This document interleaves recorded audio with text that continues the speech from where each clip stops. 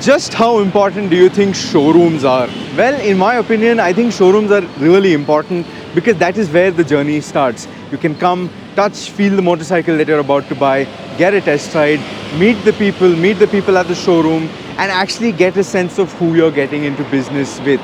And showrooms, for that reason, are very crucial because they set that benchmark. It gives you an idea of what you're going to be getting. And which is why what I feel where I am here today is amongst the coolest showrooms that you can find today. Welcome to the Ultraviolette Hangar, where I'm going to be getting a personalized tour by none other than Narayan, co-founder of Ultraviolette Automotive. So let's get started.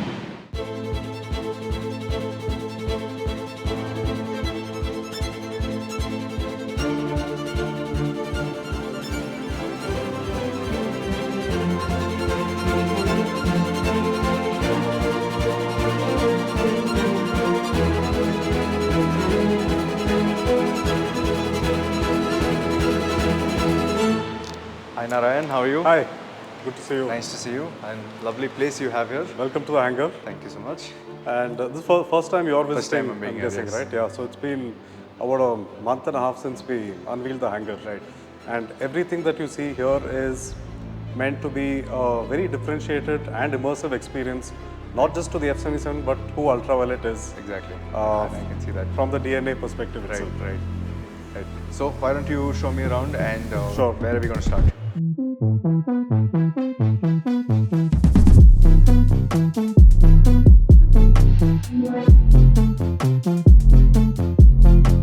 Right, so we're at the right place. This is the F77 Showcase. Right. So we've got the shadow, the airstrike and the laser. And the way we've designed the whole showcase of these bikes also has a touch of how people resonate with it and how we've envisioned what it stands for as well, right?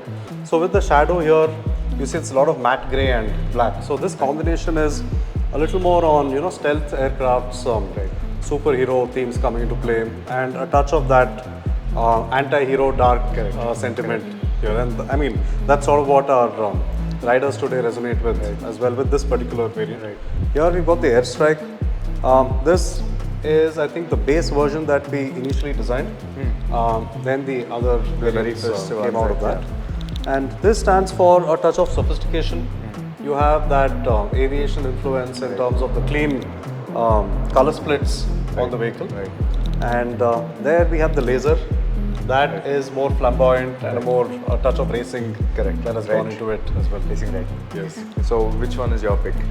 I mean, I'm sort of split on all of these, including the limited as well. Right. But if you ask me, I would probably say the airstrike because this has been our primary scheme when we started designing the vehicles about 6 years back, right? So it's a little closer to me. Correct. I think I need to check my personality because I like that.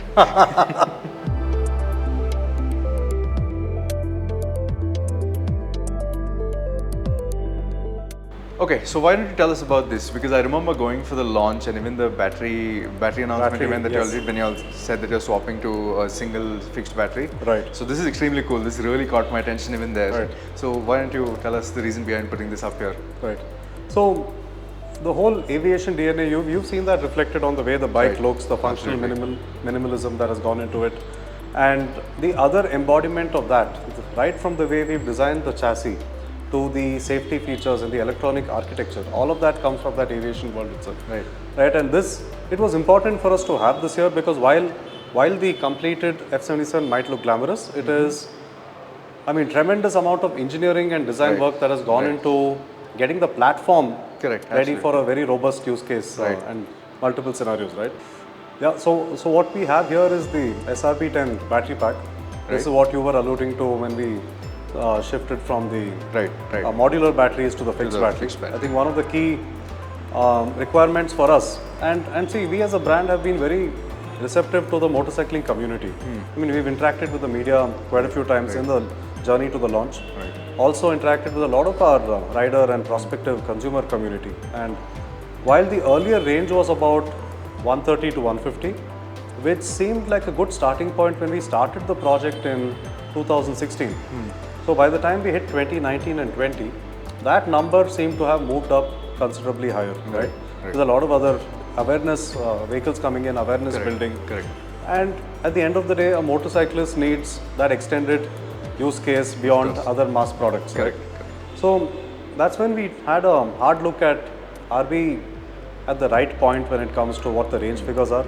Our intent at that point was to increase it from 150 to 200, but I think somewhere along the way we got carried away a little bit, and what we planned as Gen 2 of the F77, we sort of wanted to leapfrog that into Gen 1. Gen 1, correct. So that's when the whole cell decision of which cell to use from 18650 to 21700 happened. The entire architecture of the pack got redefined, and yeah, so that's what you see here. So what you have is a battery pack, the powertrain, we have a step-down transmission there with the motor, Right. and above the battery is the motor controller, and right on top the case there is the vehicle control unit. So the brains of the vehicle. Yes. So the three core electronic components are the vehicle control unit, the battery management system, which is encased within the battery pack, and then the motor controller, which is in between, right? So all of these are very critical to decision making, but the VCU sort of is the master layer in terms of allocating what's happening there. So a lot of the fail-safes in the battery are in the battery itself before it gets above to Yes. Makes sense. So we got about 5 layers of safety in the battery. I'll get to that in a bit. Right. But all of that, all of the IP that has been built is predominantly within the battery architecture. Makes sense. And that also came from an aviation approach where aircraft electronics are highly complex, very fail-safe as well. If one system fails, there are multiple systems that take over. You can't afford a cascading failure. Correct. So all of that has gone into the battery pack design. So the aviation inspiration is not just design. Yes. It's also functional. All the way down to the tech, and the folks working on the battery and some other subsystems on the vehicle have earlier worked with companies like ISRO, Boeing, Airbus, Lockheed Martin, and So there's some serious expertise there. Yes. Makes sense. Makes sense.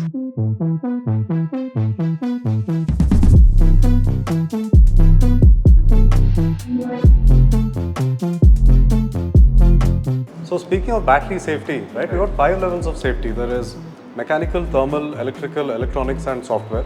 All of that has gone into this. So how we managed to achieve all of that in this volume is we've got multiple members within the battery pack performing dual or triple functions. Not only are they electrically functional, they're also thermally functional in some way or form.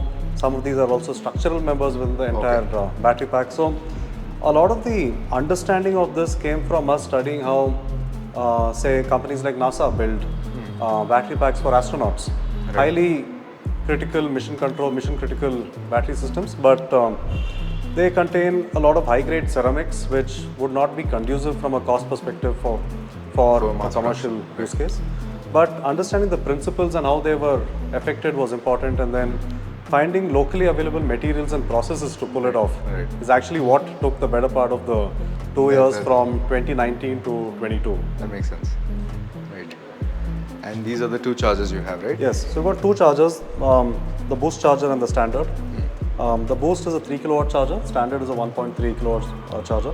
The standard comes default with the F77, and you of course have the option to upgrade to the boost. So this is included in the price of the F77. And these straps are what you have to mount on the... Yes, so again came from talking to motorcyclists, right? And our own riders been doing a lot of touring on the F77s, and one thing that came about was when you want to charge, say, we facilitated charging through a 3-pin socket. Correct. So all you need is a 3-pin outlet. You can stop in a dhaba or a restaurant or anywhere. You don't have to particularly look for a charging infrastructure to be in place. So from that standpoint, folks weren't comfortable placing the chargers on the ground. There's risk of damage, there's risk of getting scratched, and other issues, safety, and you don't have visibility of where the charger is as well, right? So that's when we came up with the thought of what if we treat it like a top box and facilitate the rear seat or the rear frame to have straps, and this guy has G-hooks that you can strap onto the bike. Makes sense. So this also has the same 3-pin, even the boost one has the same 3-pin architecture? Perfect. Alright, so what are you going to show me next? Cool, so next I think before we head upstairs, we can maybe have a look at the design of the UV cafe zone. Yeah, for sure. It's called a UV cafe. A lot of folks actually think there's a cafe in-house, but the point was to make the sales experience a lot more personalized, engaging, personalized, and we've got some cool drinks based on the airstrike shadow on the laser. Oh, that's interesting. We got some snacks themed to Ultraviolette as well. Perfect. And the whole idea behind these illuminated tables was for the sales teams to use them as boards to, chalk down data points and interact with people, whether it's explaining how regenerative braking is working through a diagram, or you want to break down finances right in front of you. So proper design influences here.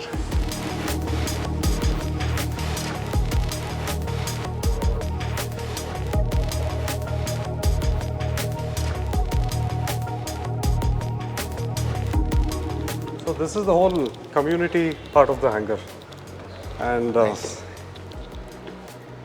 this space is designed to be open and modular, and people to hang out. And of course, we've got a lot of our community coming over on the way to work, spend some time here. Right. But beyond that, we're also doing a lot of events for like-minded people. For instance, we had in the starting of May, we had a science and tech showcase happening there, right? Where we had a lot of different gadgets on display, a lot of games being created or curated from a futuristic perspective. A lot of this artwork that you see here was created for that event.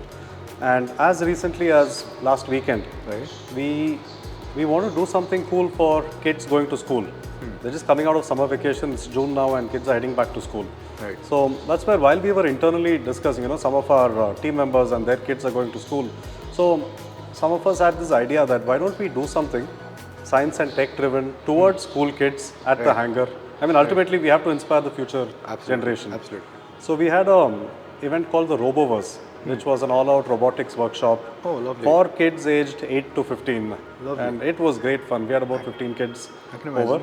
And we partnered with this Bangalore startup called Bybox Labs, which builds interesting robotic kits for school children. Right. So like do-it-yourself kits. Yes. So we collaborated, brainstormed on, in a 3-hour session, can I learn everything about the basics of building a robot? So right from making a sketch on paper to what sort of vehicle you want to build, to then putting the building blocks in place in stage 2. Stage 3, you have the powertrain and the electronics coming in. Stage 4 is the programming. And stage 5, we had a racetrack set up downstairs where they could, put their contraptions and check how it works for real. Right. That sounds nice. Yeah, so that's a lot more of such things are going to be happening at the UV hangar, and I think possibly in hangars that are now going to be coming up in different parts of the country as well. Right. So can you give me any idea as to where I can see more hangars in the country? So as of now, the bikes are already on the roads in Chennai, Pune, Mumbai, Hyderabad and Cochin, apart from Bangalore. So these are definitely going to be the 5 cities that we're going to be targeting first, and then progressively move to other parts of the country. Good. So all you folks in Pune, we don't need to come to Bangalore for the hangar. We can soon expect to see this in Pune as well. Yeah, but it's about a few months to have the whole thing up and running. Right, for sure. Interesting. And I think now to the most interesting part of the hangar. Yeah, I've seen you quite distracted by what's happening there. Yes. So this is a very special flight simulator zone. Right. The whole idea was, I've spoken enough and more about aviation DNA, and we wanted something that you get only in a hangar that you won't get in any other part of the city or the country. Right. The real deal of what it takes to fly an aircraft. Right. And that was the thought behind setting up this simulator. And Aniket, who's piloting that jet right now, is one of our vehicle designers who was core involved with designing the simulator. Right. When we started looking at racing simulators, flight simulators, etc., not too many that fit what we wanted from the functionality and the design of it itself. Right. So that's when we thought we made a great motorcycle. I think we can make a flight simulator. And absolutely, and you'll have.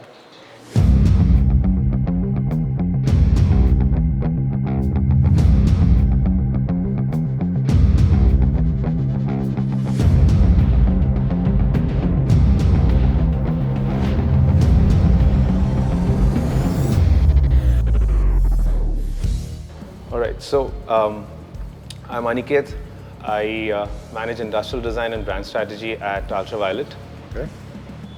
This was one of the really special and exciting projects that we recently did. Right. And pretty much in context to what we call the hangar. What's a hangar without a flight, right? Without an aircraft, right? So we've made a motorcycle that is connected with aviation and a lot of the principles that follow. And there was one more thing which was missing, and that is, can we give the consumers a taste of what it means to fly, right? And what better way than make a flight simulator? And something which really fits everyone and makes it that much more engaging, rather than make it overwhelming or intimidating. So that was the whole brief, and we didn't find much in the market. Everything was pretty much templatized. And it was not giving us the whole feel. So we thought, why not make it ourselves and make sure that when we do, then it fits every kind of human, and also adds to the feel of the whole setup. And we didn't want to cut any corners or anything. We went the whole way, whether it's the thrust controller, weapons control, to the rudder and the flight stick. There was no stone unturned. And even got the upholstery done in our own custom way. The whole design team was a huge help. And in fact, we even made sure that people who come in, they can keep their stuff in a little cargo bay that you see over here. So yeah, and it's all optimized to have the best viewing experience. And yeah, there's something for everyone. That was what our intention was. You know, it's not only for hardcore enthusiasts. I mean, it could be any casual gamer who would come here and have an option that what game do they want to play. If they like the usual storyline, a mix of arcade and simulation, we have Ace Combat 7. A brilliant game, especially it's a Top Gun edition. So I think it goes without saying we are big fans of the entire series. And for the hardcore enthusiasts who want the real deal, we have something called the Digital Combat Simulator. I mean, that is almost like flying a real aircraft. And yeah, that's what we did, and this is where we are. So I have an extremely important question. Sure. When can I play?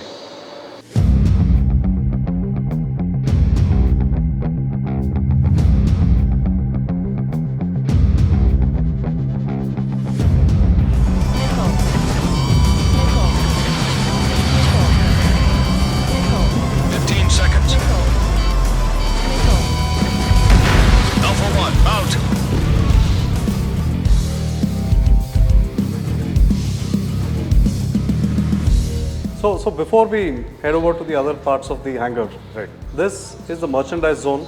This plus you'll see a lot more coming up there as well. I think we've already got a lineup of t-shirts out there. And this is more artwork created from our design team itself, right? So I think every once in a while we host events here at the hangar, celebrating technology and science fiction and all the inspiration that goes into the F77. So all of this artwork that you see here was I think over a week designed by our design team to sort of celebrate what are the futuristic thoughts that we might have and what are the artistic views that we have on the F77 itself. So this, I think, adds a lot more to the whole community aspect of it. It goes a lot beyond just a motorcycle. The whole association with Ultraviolette is not just the F77, it's about being part of doing something new. It's about possibly India taking a bold step towards showing the rest of the world what design and technology could stand for, right? And I think that's most motivating for us. And talking about that, a lot of it is centered around like-minded people. And this whole space here is designed towards that community building itself.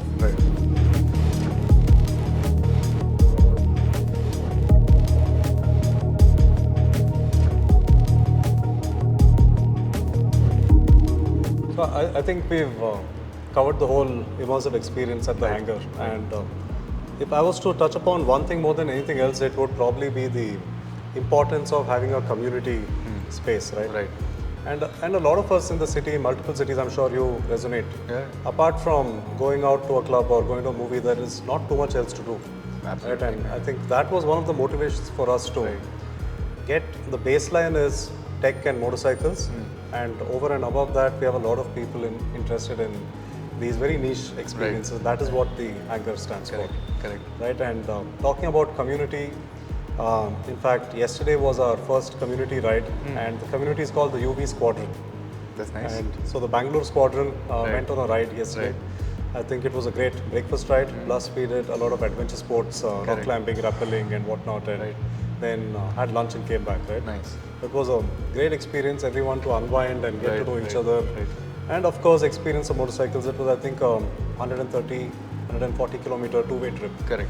And didn't require any charging or any hassles along those lines at all.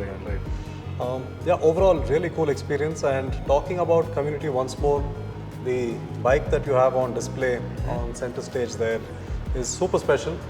So that bike, we've kept it in its true intact form, has done 7,000 odd kilometers in about 22 days from Chennai to Ladakh and back. Right? And we've sort of displayed it to show not just the product capability, but the fact that electric now can do cross-country touring as well. Absolutely. And while the F77 we all know is a sports-oriented motorcycle, I think this goes a lot beyond that and talks about the maturity that is developing in the ecosystem to allow you to take an electric vehicle and do go beyond your urban use case. Correct. And on that note, maybe we'll introduce Baala to all of you. So Baala is the proud owner of the F77 from Chennai. Hi Baala. Hello. And he's the man that did 7K from Chennai to Leh and back. Interesting. So I'm going to have a conversation with you about your journey to Ladakh. I'm just waiting.